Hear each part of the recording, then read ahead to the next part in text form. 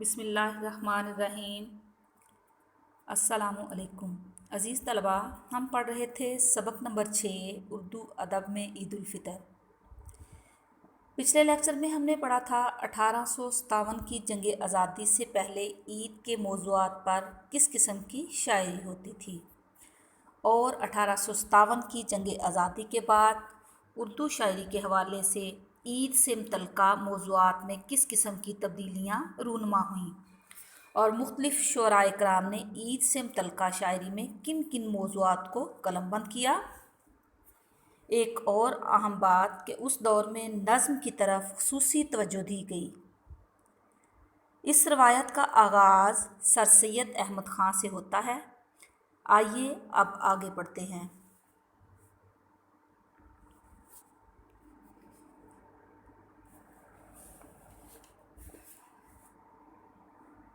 اس روایت کا آغاز سر سید احمد خاں سے ہوتا ہے، جنہوں نے مسلمانان ہند کی عید کے عنوان سے مسلمانوں کی معاشرتی زندگی کی خامیوں کو بیان کرنے کے علاوہ ان کی غریبی کے نقشے بھی تفصیل کے ساتھ بیان کیے۔ خامیوں، برائیوں، یعنی مسلمانوں کی معاشرتی زندگی کی خامیوں کو، معاشرتی زندگی کی برائیوں کو بیان کرنے کے علاوہ ان مسلمانوں کی غریبی کے نقشے بھی تفصیل کے ساتھ بیان کیے۔ حسن نظامی کے موضوعات میں عظمت رفتہ کی یاد کو عید کو علامتی حوالہ عطا کرتی ہے۔ عظمت رفتہ کی یاد یعنی مسلمانوں کی کھوئی ہوئی عظمت کی یاد، عظمت رفتہ، کھوئی ہوئی بڑائی یا بزرگی۔ یتیم شہزادے کی عید، عید گاہ ماں غریباں کوئے تو، یعنی عید گاہ ماں غریباں یعنی ہم غریبوں کی عید گاہ، عید گاہ ماہ غریباں ہم غریبوں کی عید گاہ، کوئے تو آپ کا کوچہ ہے، ہم غریبوں کی عید گاہ تو آپ کا کوچہ ہے۔ دینی جذبے کی شدت اور مذہبی امور سے گہری وابستگی کو ظاہر کرتے ہیں۔ مذہبی امور، امور امر کی جمع ہے اور اس کا معنی ہے کاموں، یعنی مذہبی کاموں سے گہری وابستگی کو ظاہر کرتے ہیں، وابستگی، تعلق۔ ان نثر پاروں کے اثرات ہماری شعری روایات پر بھی پڑے ہیں۔ حالی کی نظم تہنیت عید الفطر، تہنیت کا مطلب ہے مبارکباد، یعنی عید الفطر کی مبارکباد۔ تہنیت عید الفطر میں خوشی کے جذبے کی عکاسی کے علاوہ عید کو مذہبی اقدار سے بھی ہم آہنگ کیا گیا ہے۔ ہم آہنگ کرنا، ساتھ ملانا، ہم آہنگ کیا گیا ہے، ساتھ ملایا گیا ہے۔ یہ آگے حالی کی نظم کے اشعار دیے گئے ہیں۔ ماہ صیام گیا اور روز عید آیا، خوشی کی عید کا حق ہر کوئی بجا لایا، کیا ہے شکر خداوند روزہ داروں نے کہ اپنے صبر کا انعام ہم نے بھر پایا۔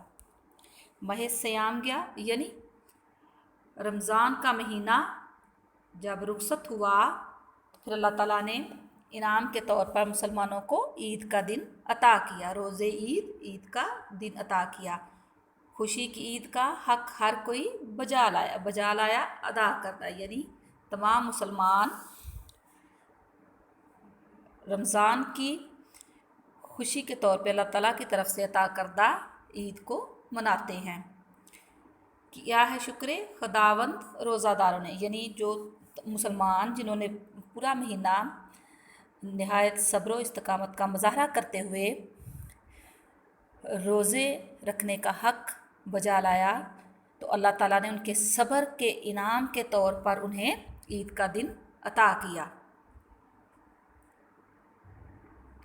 عید کی خوشی کی صورت میں اللہ تعالیٰ نے انہیں ان کے صبر کا پھل دیا۔ اقبال کے ہاں ہلال عید صرف ہمیں خوشی ہی نہیں عطا کرتا، ہماری ہنسی بھی اڑاتا ہے۔ ہلال عید، عید کا چاند، ہلال کہتے ہیں पहली रात के चाँद को। यतीमों की ईद के बारे में भी इकबाल इस रवैये की अक्कासी करते हैं, जिस पर नसर निगार भी खामा फरसाई करते रहे हैं। खामा फरसाई करना, तहरीर करना, खामा फरसाई तहरीर करना, नसर निगार नसर लिखने वाले। याद तिफली यानी बचपन की याद, याद तिफली बचपन की याद। याद तिफली अल्लामा इकबाल को ईद के चाँद की तस्वीर कशी पर मजबूर करती है और वो मंजर कशी वाले रुझान की तरफ माइल हो जाते हैं। मंजर कशी, तस्वीर कशी, रुझान, मिलान या तवज्जो, माइल हो जाना, मतवज्जो हो जाना। इकबाल बयान करते हैं, ए महे ईद बेहिजाब है तू, हुस्न खुर्शीद का जवाब है तू, तू कमंदे गज़ाल शादी है, लज्जत अफ़ज़ाए शोर तिफली है। महे ईद, ईद का चाँद, ईद के चाँद से मुखातिब होकर इकबाल कहते हैं, बेहिजाब है तू, तू बेपर्दा है। हुस्न खुर्शीद, खुर्शीद कहते हैं सूरज को, सूरज के हुस्न का तू जवाब है। तो कमंदे गज़ाल कहते हैं हिरनों को, कमंद कहते हैं हल्का या दायरा या फिर फंदा। लज्जत अफ़ज़ा, लज्जत बख्श या लज्जत बढ़ाने वाला। शोर तिफली, बचपन का शोर। मजमूई तौर पर ईद उल फितर से मुतल्लिक मौज़ूआत हमारी शायरी के बुनियादी रुख को ज़ाहिर करते हैं। रुख, अंदाज यानी बुनियादी अंदाज को ज़ाहिर करते हैं। अव्वल, ईद के चाँद को मनाज़र के हवाले से बयान करने का रुझान। दोम, ईद को दाखिली मुसर्रत और ख़ारजी हालात से मुंसलिक करने का रवैया।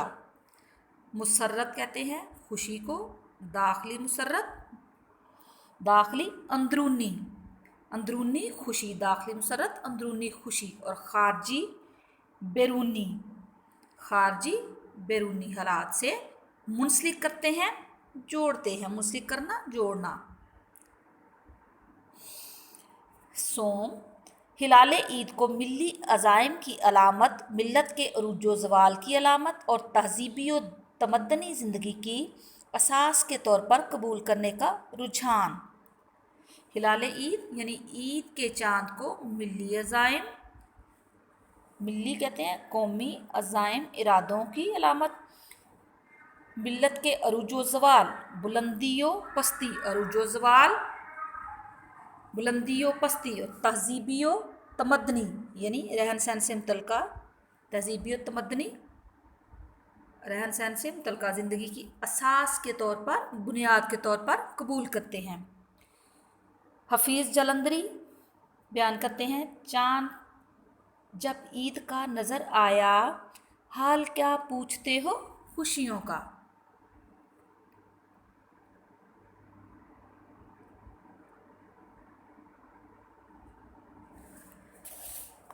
आसमां पर हवाइयाँ छूटी, नौबतें मस्जिदों में बजने लगीं, शुक्र सब खासो आम करने लगे और बाहम सलाम करने लगे।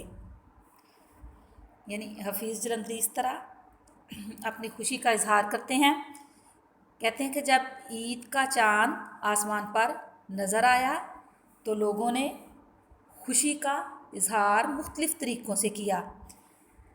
मस्जिदों में भी नौबतें बजने लगी और सब ख़ास और आम लोग, सब लोग यानी ख़ास व आम, सब ख़ास और आम लोग सब अल्लाह ताला का शुक्र अदा करने लगे और बाहम सलाम करने लगे और आपस में एक दूसरे से गले मिलने लगे और सलाम करने लगे। बाहम का मतलब है आपस में। अब्दुल मजीद सालिक बयान करते हैं, हिलाल ईद की गर्दों पे आमद है, जो राहते नज़रे उम्मते मोहम्मद है। हज़ार शुक्र के मुस्लिम हैं शाद आज के दिन, सभी जहान में हैं बामुराद आज के दिन। गर्दों कहते हैं आसमान को, राहते नज़र देखने की खुशी, यानी आसमान पर जब ईद का चाँद नज़र आता है, दिखाई देता है, تو یہ عید کے چاند کا آسمان پر نظر آنا تمام امت محمدیہ یعنی تمام مسلمانوں کے لیے ایک خوشی کا وسیلہ ہوتا ہے، اور انہیں ان کے لیے راحت نظر ہوتا ہے، یعنی انہیں خوشی ملتی ہے جب وہ آسمان پر عید کا چاند دیکھتے ہیں، اور تمام مسلمان شاد ہیں، خوش ہیں، یعنی عید کا چاند دیکھ کر تمام مسلمان بہت زیادہ خوشی محسوس کرتے ہیں۔ سبھی جہان میں ہیں بامراد آج کے دن، بامراد کامیاب۔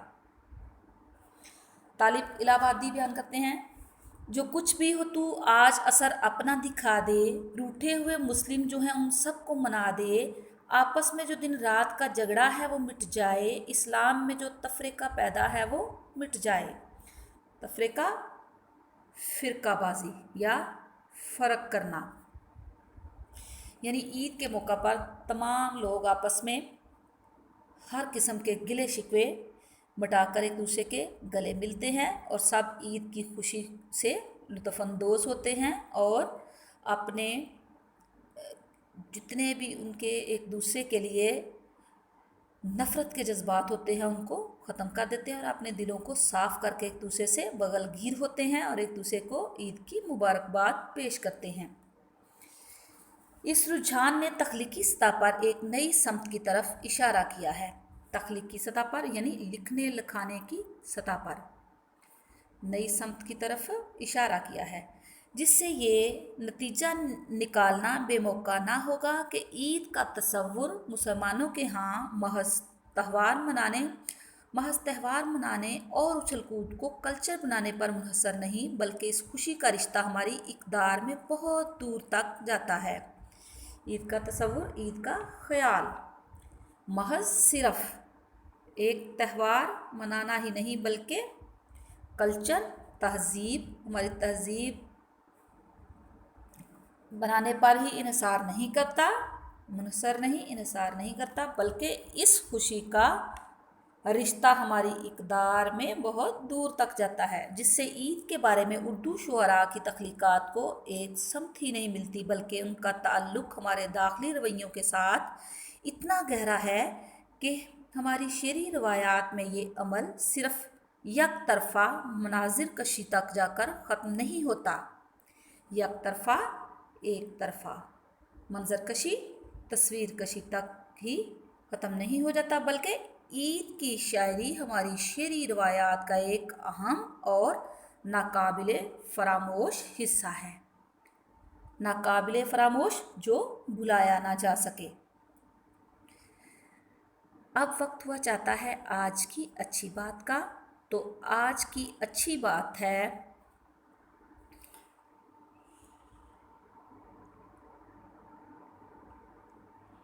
خواجہ حسن بصری رضی اللہ تعالیٰ عنہ بیان کرتے ہیں، خواجہ حسن بصری رضی اللہ تعالیٰ عنہ بیان کرتے ہیں، بھیڑ بکریاں انسانوں سے زیادہ باخبر ہوتی ہیں کیونکہ چرواہے کی ایک آواز پر چرنا چھوڑ دیتی ہیں، اور انسان اپنی خواہش کی خاطر احکام الہی کی بھی پرواہ نہیں کرتا۔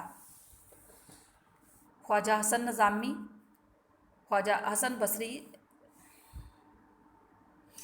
حسن بصری رضی اللہ تعالیٰ عنہ بیان کرتے ہیں، بھیڑ بکریاں انسانوں سے زیادہ باخبر ہوتی ہیں کیونکہ چرواہے کی ایک آواز پر چرنا چھوڑ دیتی ہیں، اور انسان اپنی خواہش کی خاطر احکام الہی کی بھی پرواہ نہیں کرتا۔